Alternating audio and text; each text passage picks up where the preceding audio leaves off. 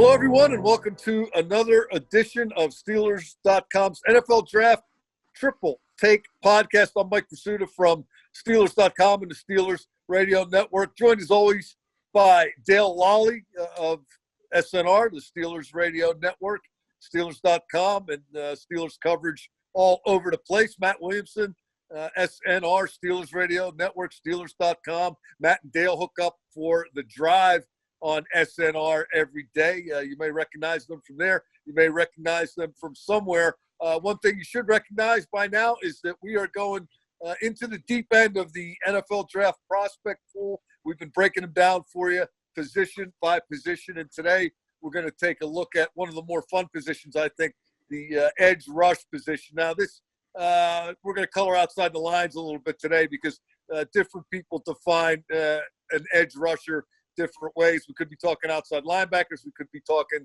D ends. What we're mostly talking either way is guys who have an ability to get to the quarterback. And as we all know by now, you just can't have enough of those.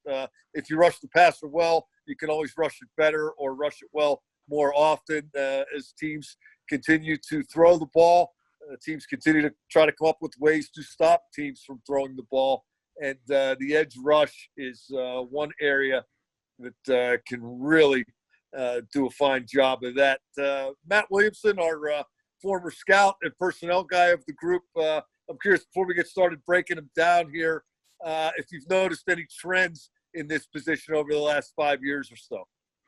I don't know if there's been a trend in that it seems like every year you have a star, whether it's a Bosa or a Myles Garrett, and this year's no different.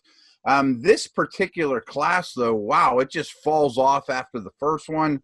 And if you're really in the market for an edge guy, I think you're going to be held a little short here. And I know we all kind of defined edge players differently.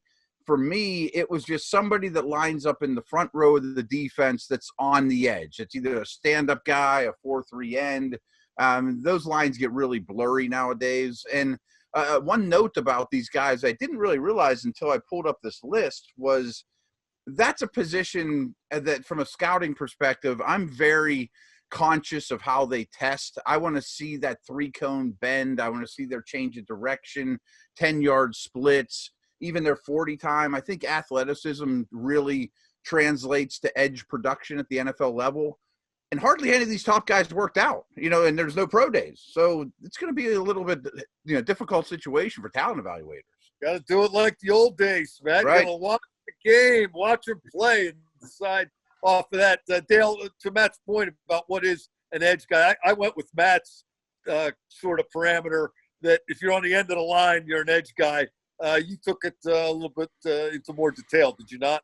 Yeah, I did, largely because, the team that we cover is a 3-4 defense. So if a guy was a 4-3 defensive end and I thought that's all he was, and there are a couple of those who were at the top of the board, I didn't put them on my list because, well, I don't look at those guys really.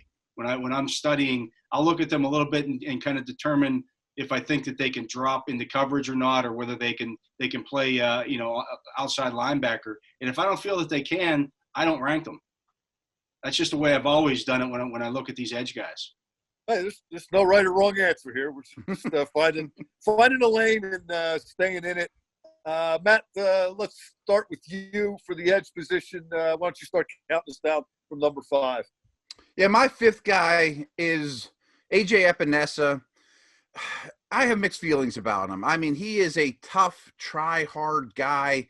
Leaves me wanting a little bit more, kind of in a Springsteen manner, Mike, to be honest with you. Them's fighting words. But he is big. He's physical. He's very heavy-handed. Lined up as an edge guy at Iowa, but I think he's more of an interior player. Like, to put it into a Steeler analysis, I think he's closer to Aaron Smith than he is T.J. Watt, but he played edge at Iowa, so I'm not exactly sure what to do with him.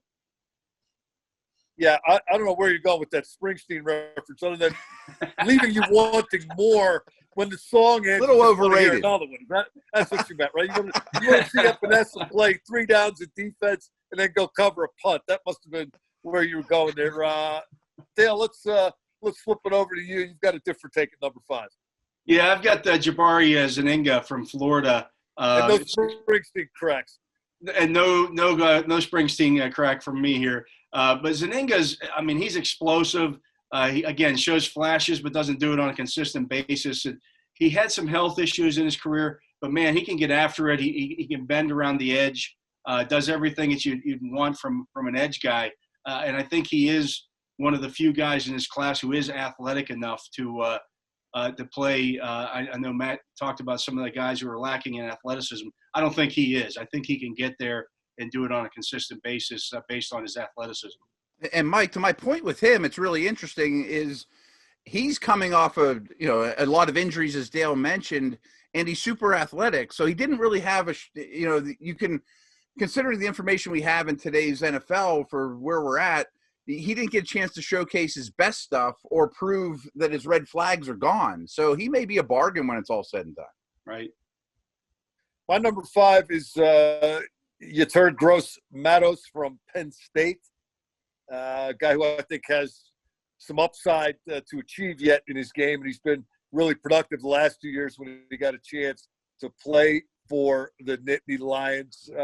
My number 4 is A.J. Epinesa from Iowa. Matt, your number 4 is Gross-Matos, so we're kind of on the same page, just in a little bit of a different order. But Dale, approaching it somewhat differently, has a different take at number 4 as well. Yeah, I looked at the two guys that you just mentioned as both as the classic 4-3 defensive ends, and as Matt mentioned, maybe somebody will ask Epinesa to put on 20 pounds and become an interior lineman. But I've got Julian Okwara from Notre Dame as my number 4 guy. There's a big drop-off between him and some of the top guys here. He's not quite the athlete that Zaninga is. But I looked at Zaninga's injury issues. I couldn't put him ahead of Okwara.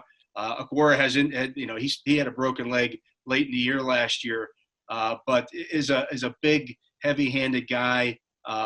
Needs to get better against the run, but he flashes some ability to get to the passer. He's also 6'4", 252, so he's kind of that ideal size that you're looking for in an edge if you're playing in a 3-4. And I think he could be an upside guy that I think the best is yet to come for him as well. Now here's where it starts going off the rails a little bit, at least for me. If you listened to our defensive tackle podcast, you may remember me discussing with Matt Williamson the Senior Bowl and how much you should or should not read into that. But every year I kind of fall off a cliff and see a guy during the practices and the game, and I think, man, that is my guy. Wow, look at that. And I found that guy, at least for the time being, Bradley Anai, linebacker from Utah, edge guy from Utah. Matt, reel me in here when I get done telling you that he had sacks on back-to-back snaps in the Senior Bowl, and then he got another one later in the game. He induced pressure on Jalen Hurts and forced an easy interception. And then some of the interviews they did with him, Kim Jones talked about him at the Combine as a guy who likes to go cliff diving, surfing, hiking, and likes to pet sharks. He's an adrenaline junkie. He's nuts. He's an outside linebacker. He wants to get to the quarterback. He's got the quickest first step I've ever seen. He comes from a Utah defense that's really good. Matt, why should I not be putting all my chips into the middle of the table on the Bradley Anai card? I see what you're saying. Highly productive, Energizer Bunny, should be a demon on special teams. Welcome. And this guy's going to be a great interview, right? I mean, your guys are going to love him, right? No doubt about it. I did not have him in this class. I saw him more as a 3rd, 4th round guy, and maybe it's just because of the traits. I mean, he ran a 4.91 at the Combine, has some T-Rex arms. I think he's going to get swallowed up a little bit more at the NFL level than he did at Utah, but really good football player. I just don't think he's got a real high ceiling. Yeah, I'm with Matt on that one. I just, anytime a guy runs in the 4.9s, it scares me now because I just think of a certain linebacker, a certain team in Pittsburgh drafted a few years back in the first round, who was not very athletic, was a really productive college player, and just didn't work out. And so maybe I'm downplaying Anai's abilities because of that. but I didn't have him ranked nearly as high. I did my top 10. I had him at 9. I think he's more of a third, fourth round guy. Yeah, I like the first step, and I'll give you one more as I continue to sell my latest draft crush. Daniel Jeremiah talking about his use of hands in the Senior Bowl, and he called it textbook. I mean, this guy's a technician as well as an adrenaline junkie and a freak, but I think he's really interesting, and I'm not deterred, despite what you guys just told me. I'm going to keep banging that drum for a while longer. I've got him at number 3. You guys are going a little bit further south, Archidale, for number 3. Yeah, I've got Clavon Chase on. This is a tough one for me because these LSU guys, these edge rushers that have come out and haven't been real productive.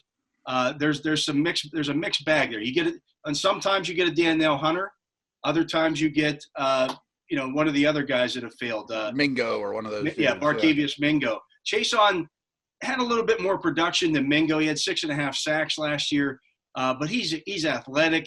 He's got good size. He's 6'3", 254. Where some of those other guys who have failed at the pro level from LSU, they were like Mingo was a real thin guy. Chason is not. He's again 6'3", 254. But I think he's just scratching the surface as a player. But I couldn't rank him ahead of my top 2 guys. Certainly not number 1, who I think is the best player in the draft. But Chason is an interesting guy.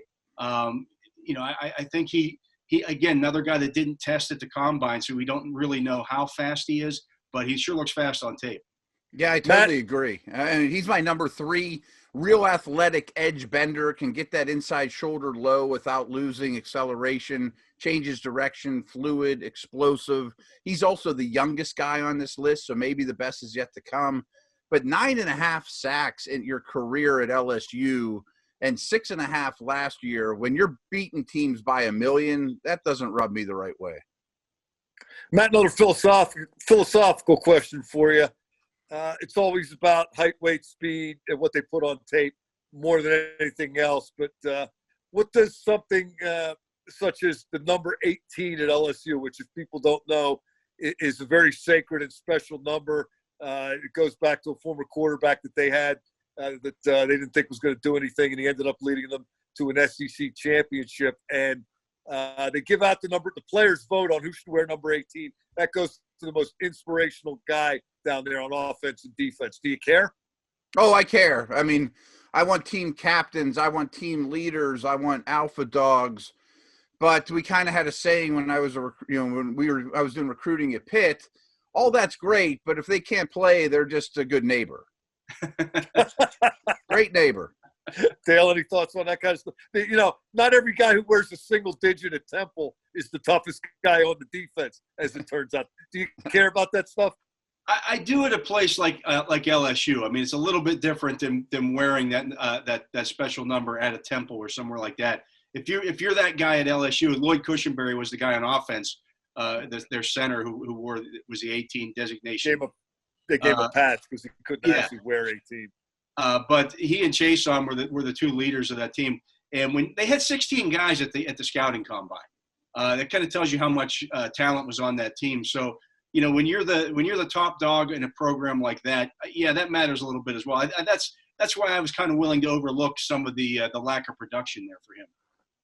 Yeah, me too. And captain as a sophomore down there, he checks a lot of character boxes and a lot of quality guy boxes. He's number 2 on my list. You guys, both went with a Wisconsin linebacker who I have personally as an interior guy, an off-the-ball guy, not an edge guy. But Dale, we'll stick with you. Tell us about the latest great Wisconsin backer. Yeah, it's Zach Bond, 6'2", 238. So, teams are kind of you see him all over the place in terms of is he an interior defensive or linebacker, or is he an edge guy? Well, the guy had 12.5 sacks last year at Wisconsin, which I believe set a record. I think he had 26 or something like that in his career. He had ridiculous numbers at Wisconsin. So he can rush the passer, but he can also play off the ball. So, it's interesting when you look at him. because he can do a little bit of everything. And in today's NFL, I think there's a lot of value to that. I think there are some teams that will look at him as a guy that they can use as a chess piece to, okay, he's going to rush on this play. This time we're going to put him in the middle of the field. He's going to cover the tight end. There's a lot there to like it in terms of both being an edge rusher and an off-ball linebacker. Yeah, without question. And he's just a really good football player. I mean, maybe you would worry about rushing him off the edge or standing up against offensive tackles just because of his size. But, boy, he does everything well. He's good against the run. Dale mentioned his sack production. He can cover. He has every right to be in the linebacker group as well as the edge. And he screams Patriots to me. I mean, he's Rob Ninkovich, Kyle Van Noy, one of those type of guys. So we should start. Well, never mind. When you have a guy like this, it can sometimes come down to, Matt, what you need the most, right?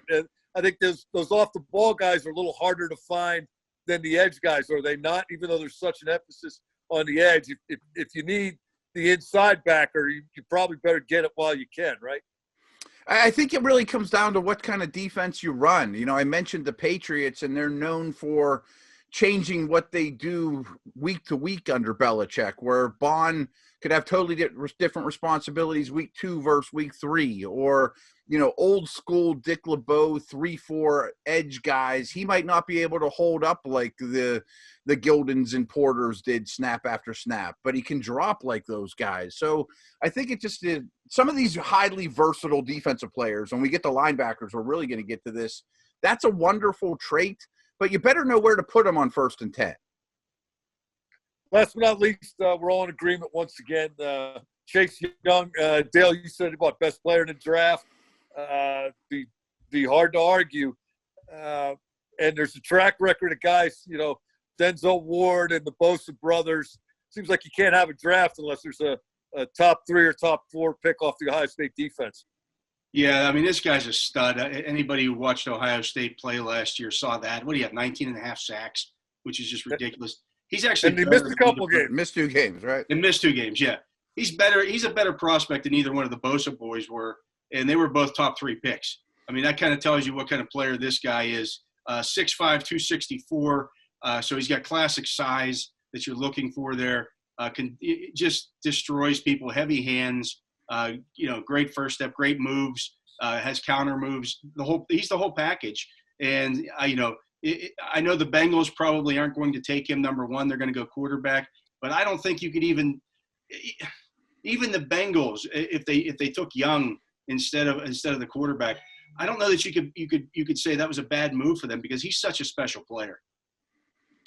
Transcendent prospect. I mean, you seem like you say that every year, whoever the best defensive player is. But I mentioned Bosa's. You guys mentioned Bosa's. Myles Garrett, I think he's a superior prospect to all those guys. It's really hard to find negatives to him. Once in a while, his pads get a little high, but it doesn't matter.